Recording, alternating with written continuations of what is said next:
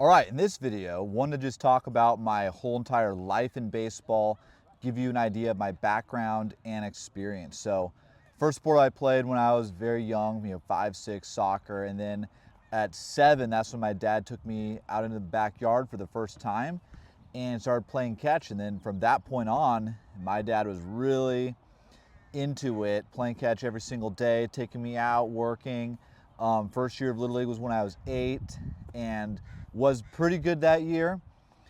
Maybe one of the best players, but I was just learning the game and I was athletic, but just kept getting better. Next year, 9-year-olds, 9U I played up, and then I just kept playing up. Then I started playing travel when I was like 10 or 11.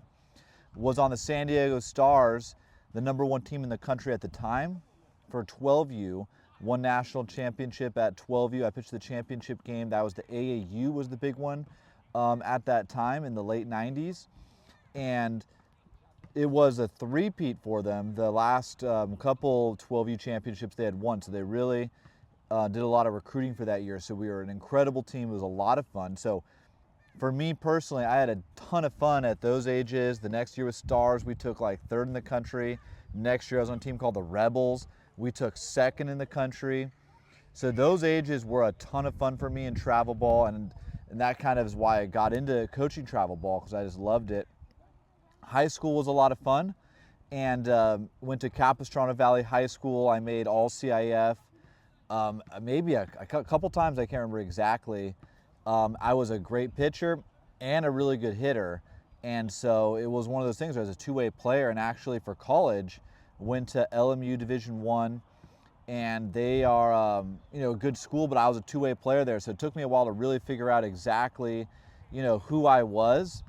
And that's why when you're younger, it's important to just be good at a lot of things and just kind of see where you're going to end up. And then you really never know, because my first year I kind of hurt my arm a little bit, not warming up properly for we came back during Christmas break and I took time off, and I threw a bullpen with taking 2 weeks off. Didn't know about how you had to on-ramp your arm properly. Hurt myself, came back in the fall, on the spring, throwing like 82. When in the fall I was throwing like 90, 91.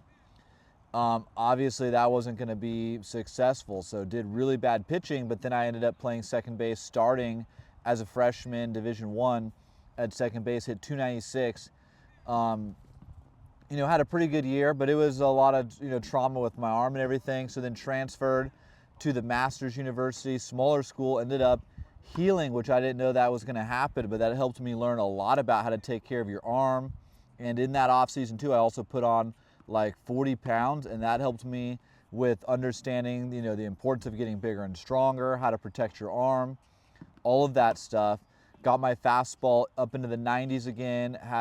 Actually in college, I was all conference as a pitcher one year and as a hitter another year. I don't know if anybody's ever done that. I'm sure it's been done before, but it's a pretty rare thing.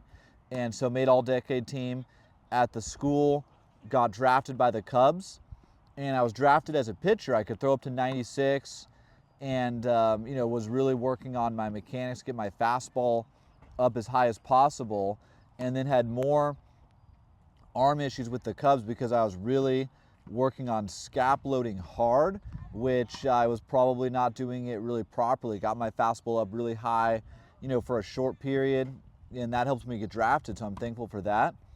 But then it wasn't really there, and my arm just kind of had trouble getting all the way up. It was kind of, more down here, so didn't find success, as a conventional pitcher.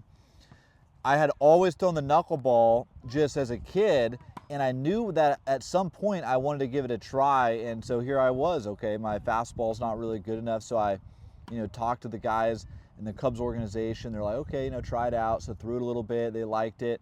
My second year, they're like, okay, go all in on this, and that's where I got, training from Charlie Huff. Got to work with him a bunch. And Mickey Janis was there working with us too, which was incredible. He made the big leagues a little bit, so learned a ton. Had a great year with the knuckleball that year, and the next year actually even better. And really, getting released was a big part of it. Was the brass with the Cubs all got replaced when they brought in Theo Epstein, and they didn't have me in their plans, which is just life. Who knows what would have happened, because the guys, when I was coming up with it really liked me, but again, like I said, that's life. And so pitched a little bit of indie ball after that, made it up to AA, and could have kept going. There's some guys that keep going and they end up making it, like Mickey Janis is an incredible guy that just endured and has made the big leagues an incredible thing, and I'm super proud of that as a guy with a knuckleball, and hopefully he makes it back up.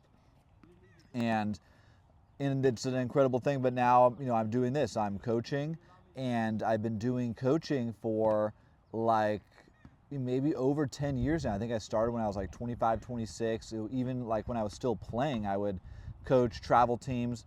Then I built up my own travel ball organization kind of when I finished playing Zeller baseball.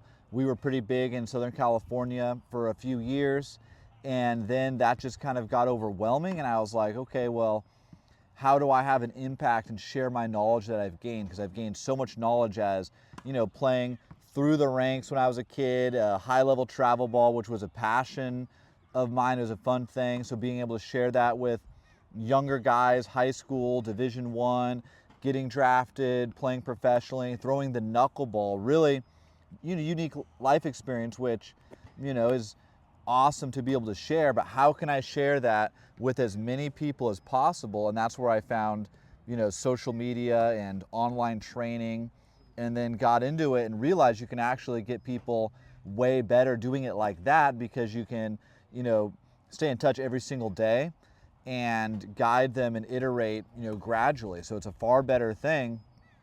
But that's a little bit of my experience to give you guys an idea of my background. So, I've given thousands of lessons, coached travel, played pro, feel like I've done it all. And now I'm doing this social media thing, YouTube, Instagram, TikTok, and this is a new chapter. I've been doing this for like 8 or 9 months, and in a lot of ways feels as exciting as, getting drafted and, seeing where we can go with this, because we're reaching guys all over the world. We got guys in our program in Europe, all over, and we're bringing the knuckleball. We're teaching a lot of great things.